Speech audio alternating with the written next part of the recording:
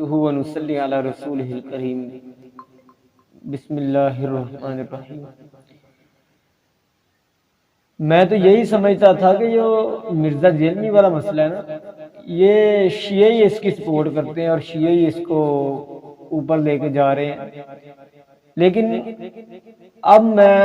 گاؤں اور دیہات کے اندر بھی اس کے فتنے کا اثر دیکھ رہا ہوں کہ یہ فتنہ کہاں تک عروج پا گیا ہے۔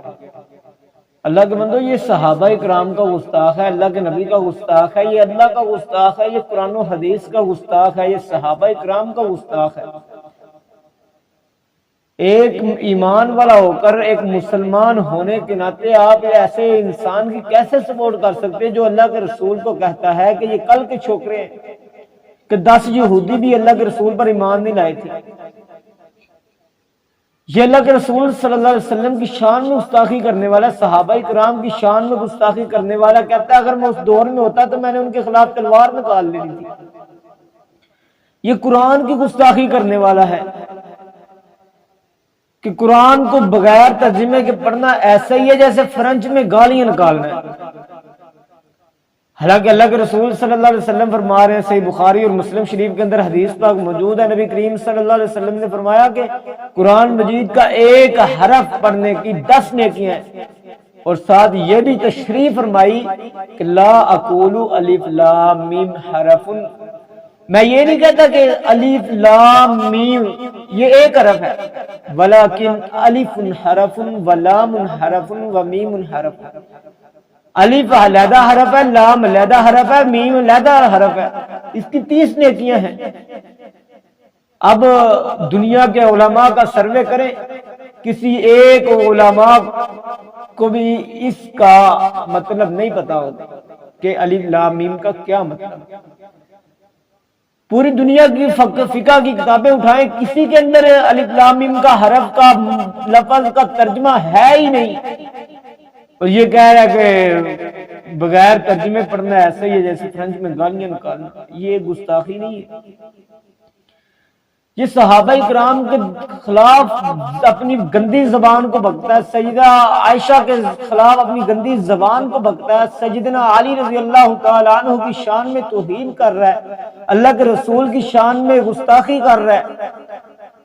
اور کچھ ایسے لوگوں کو بھی میں نے کہتے وہ سنا کہ کہتے ہیں جی وہ حق بیان کر رہا ہے اور علماء کی روزی روٹی کا مسئلہ ہے، اور وہ حق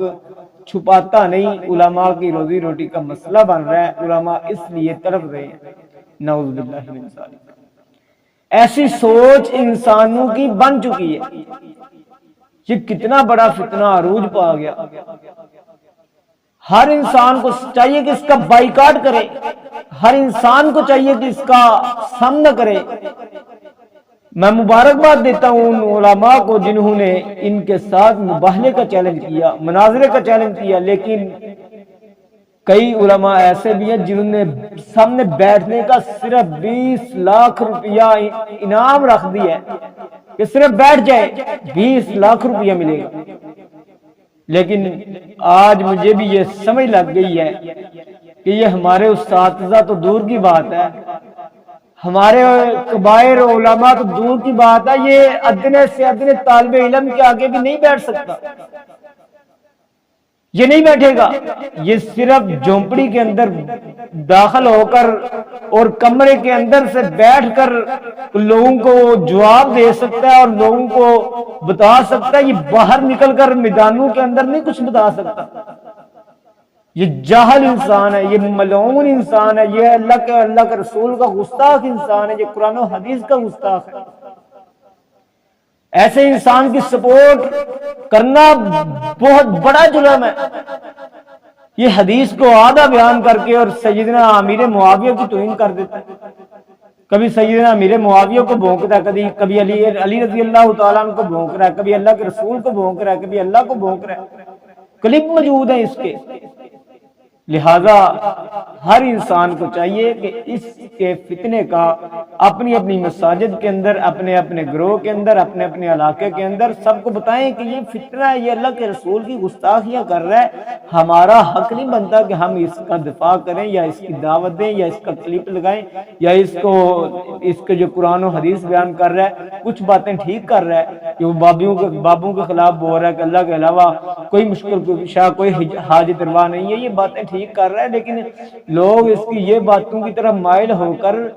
لوگ دوسری طرف بھی مائل ہو جائیں گے، اور صحابہ کرام کی جیسے شیعہ حضرات اور یہ رافضی حضرات کرتے ہیں گستاخیاں، ایسے ہی ہمارے معزز، ہمارے دوست، ہمارے محلے دار، ہمارے رشتہ دار بھی اس جیسے فتنے میں ملوث ہو کے یہ کام کرنے لگ جائیں گے، یہ میں نے خود اپنی آنکھوں سے دیکھا ہے۔